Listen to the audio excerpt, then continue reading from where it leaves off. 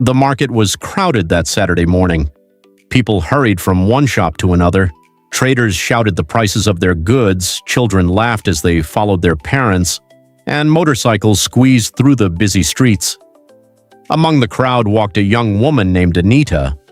She was 20 years old and had become very good at something she never imagined she would do. She was a pickpocket. No one looking at Anita would guess it. She dressed simply, smiled politely, and blended into every crowd. She told herself she only stole because life had been unfair. After losing both parents at a young age, Anita dropped out of school. She searched for jobs everywhere but found none. Hunger slowly pushed her into the wrong company. Her friends taught her how to steal phones without being noticed. At first, she felt guilty. The first phone she stole kept her awake all night. By the 10th phone, she no longer felt anything. She believed she had become stronger. The truth was, she had only become harder. That morning, she noticed a middle-aged woman carrying shopping bags while talking on an expensive smartphone. "This will be easy," Anita whispered. As the woman stopped to pay for vegetables, Anita quietly slipped the phone from her handbag and disappeared into the crowd. Her heart raced. No one saw her. She hurried into an abandoned building where she usually checked stolen phones before selling them. She smiled. "This one will bring good money." Just as she was about to switch it off, the phone started ringing. The caller ID read, "My daughter." Anita almost ignored it. Instead, she answered. Before she could speak, a little girl's frightened voice came through the phone. "Mummy, are you coming soon?" Anita remained silent. The little girl continued. "The doctor said Grandma may not survive today.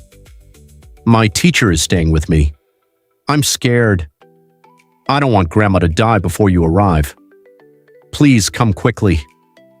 The call ended. Anita stared at the phone. For the first time in years, her hands began to shake. She remembered being a little girl herself. She remembered crying beside her mother's hospital bed. She remembered waiting for help that never came. Suddenly, the phone no longer looked valuable. It looked heavy. Heavy with someone else's pain. A few moments later, the phone rang again. This time it was a hospital. Anita answered. A nurse spoke urgently. "Madam, where are you? Your mother is asking for you. Please come immediately." Anita swallowed hard.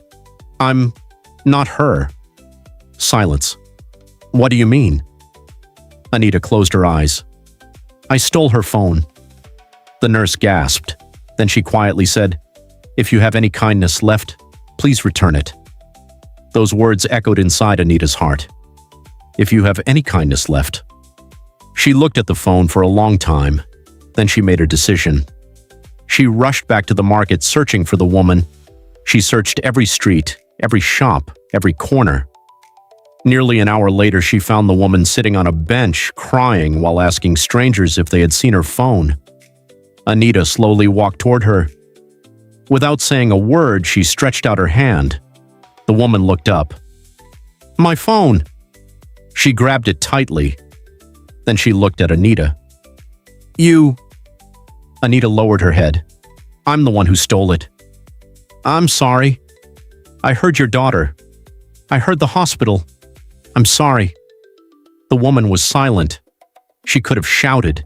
She could have called the police. Instead, she simply asked, "Why?" Tears filled Anita's eyes. "I was hungry once." Then stealing became easier than asking for help. The woman looked at her for a long moment. Then she surprised Anita. "Come with me." Confused, Anita followed. They drove to the hospital. The elderly grandmother was still alive. The little girl ran into her mother's arms. The family cried together. Anita quietly stood outside the room, feeling like she didn't belong.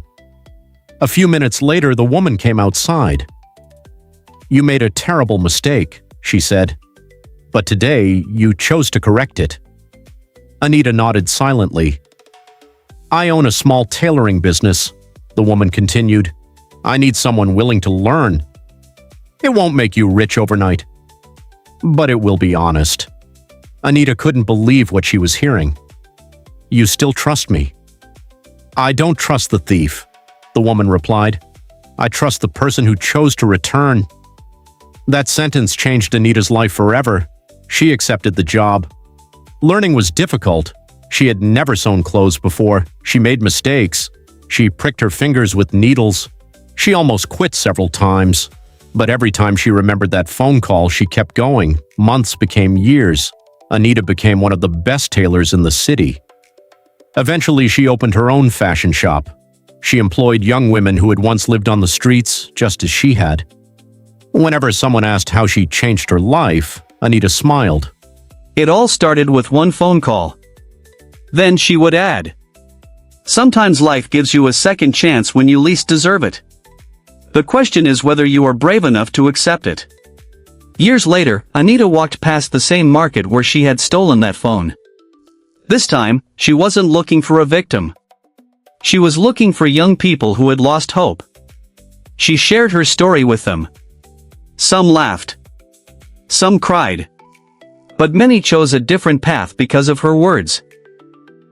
Anita finally understood something she had never known. One bad decision can change your life. But one good decision can change your future.